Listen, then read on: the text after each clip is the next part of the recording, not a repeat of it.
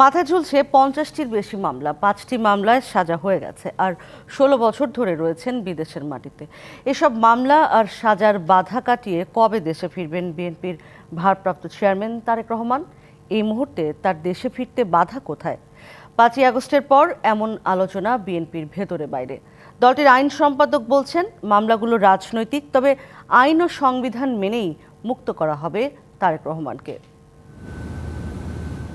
সেনা সমর্থিত তত্ত্বাবধায়ক সরকারের আমলে গ্রেপ্তার হন বিএনপির প্রতিষ্ঠাতা জিয়াউর রহমান ও সাবেক প্রধানমন্ত্রী বেগম খালেদা জিয়ার বড় ছেলে তারেক রহমান।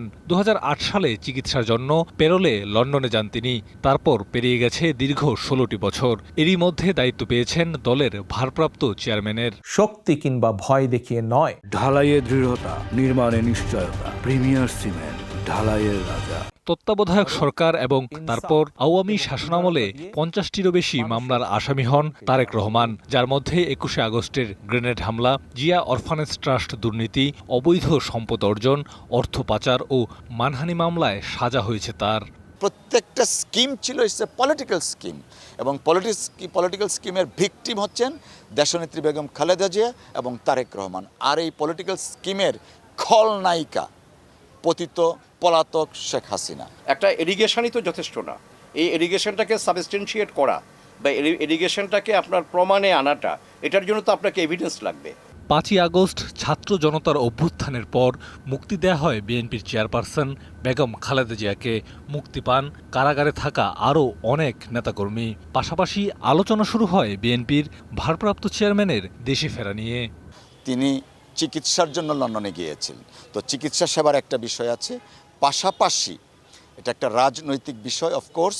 সাজা থাকায় দেশে ফিরলে তারেক রহমানকে আদালতে আত্মসমর্পণ করে জামিন চাইতে হবে, যা এই মুহূর্তে তার দেশে ফেরার অন্যতম বাধা বলে মনে করা হচ্ছে।